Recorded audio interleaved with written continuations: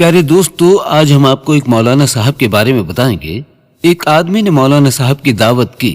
جب مولانا صاحب دعوت کھانے پہنچے تو اس شخص کی بیوی نے مولانا صاحب کے ساتھ کچھ ایسا کیا جسے سن کر آپ حیران رہ جاؤ گے۔ تو افریقہ کے ایک شہر میں ایک حافظ قرآن رہتا تھا جو بہت زیادہ نیک اور پرہیزگار تھا۔ لوگ اس عالم دین کا بہت احترام کیا کرتے تھے۔ ہر کوئی ان کی دعوت کرتا اور ہر شخص یہ چاہتا تھا کہ اس عالم دین کو اپنے گھر بلایا جائے۔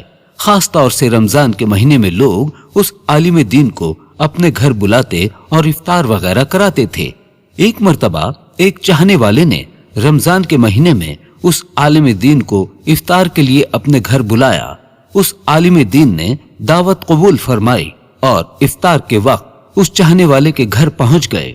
وہاں اس عالم دین کا بہت ہی اچھا استقبال کیا گیا۔ افطار کے بعد اس عالم دین نے سب گھر والوں کے حق میں دعا کی اور واپس چلے گئے۔ اس شخص کی بیوی نے عالم دین کے جانے کے بعد مہمان خانے کی صفائی کی تو اسے یاد آیا کہ اس نے مہمان خانے میں کچھ رقم رکھی تھی، کچھ پیسے رکھے تھے، لیکن بہت تلاشی کے بعد بھی وہ رقم اسے نہ ملی۔ اس نے اپنے شوہر سے پوچھا کہ کیا تم نے وہ رقم اٹھائی ہے؟ تو شوہر نے نہ میں جواب دیا۔ نہ تو میں نے تجھ سے وہ رقم لی اور نہ ہی میں نے اٹھائی ہے۔ بیوی سوچ میں پڑ گئی کہ اگر پیسے انہوں نے نہیں لیے تو پھر کہاں گئے؟ اس نے اپنے شوہر سے کہا، اگر پیسے آپ نے نہیں لیے تو ضرور کوئی باہر والا ہی لے گیا ہوگا، لیکن ہمارے گھر میں تو سوائے عالم دین کے اور کوئی نہیں آیا تھا۔ ہمارے گھر میں تو عالم دین ہی آئے تھے۔ بالآخر دونوں اس نتیجے پر پہنچے کہ رقم مہمان نے ہی چوری کی ہے۔ اس عالم دین نے رقم اٹھائی اور چلتا بنا۔ یہ سوچتے ہوئے ان دونوں کے غصے کی انتہا نہ رہی۔ ان کو بہت غصہ آ رہا تھا کہ ایسا کیسے ہو سکتا ہے کہ ہم نے اتنی عزت و احترام کے ساتھ انہیں اپنے گھر میں بلایا اور انہوں نے یہ کام کر دکھایا۔ اتنا سب کچھ ہونے کے باوجود اس شخص نے حیا کے مارے اس بات کو چھپا لیا کہ لوگوں کو کیا کہوں گا کہ عالم دین میرے گھر سے چوری کر کے گیا ہے۔ اس شخص نے کسی کو نہیں بتایا، لیکن اس عالم دین سے دور دور رہنے لگا تاکہ سلام دعا نہ کرنا پڑے۔ اسی طرح سال کا وقت گزر گیا اور پھر رمضان کا مبارک مہینہ آ گیا۔ گاؤں کے لوگ پھر سے عالم دین کی دعوت کرنے لگے اور اسے اپنے گھروں میں افطار کے لیے بلانے لگے۔ اس شخص نے جس کے گھر چوری ہوئی تھی اس نے اپنی بیوی سے کہا کہ ہمیں کیا کرنا چاہیے، مولانا صاحب کی دعوت کریں یا نہ کریں؟ بیوی نے کہا، ہمیں بھی مولانا صاحب کی دعوت کرنی چاہیے۔ غلطی انسان سے ہو جاتی ہے، ہو سکتا ہے مجبوری کے عالم میں انہوں نے وہ رقم اٹھائی ہو، ہمیں انہیں معاف کر دینا چاہیے۔ کوئی بات نہیں، اللہ ہمیں جزا دے گا۔ یہ سن کر اس شخص نے پھر سے مولانا صاحب کو اسی عزت و احترام کے ساتھ اپنے گھر دوبارہ بلایا۔ جب افطار وغیرہ سے فارغ ہوئے تو اس شخص نے عالم دین سے کہا، جناب آپ جانتے ہوں گے کہ تقریباً 1 سال سے آپ کے ساتھ میرا رویہ تھوڑا بدلا ہوا ہے۔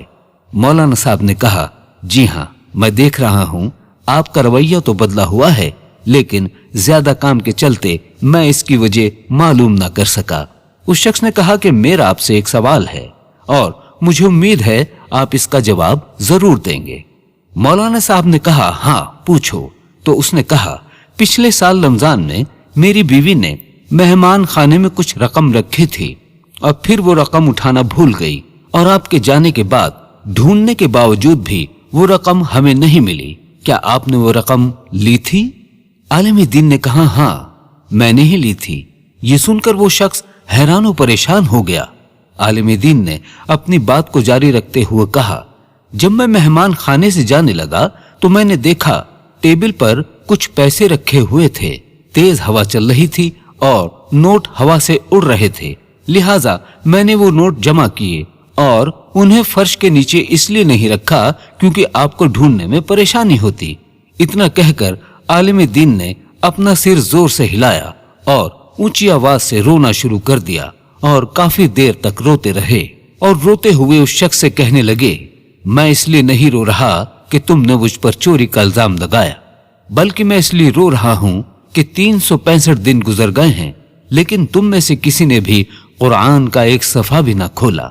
اگر تم قرآن کو ایک بار بھی کھول لیتے تو تمہیں تمہاری رقم مل جاتی۔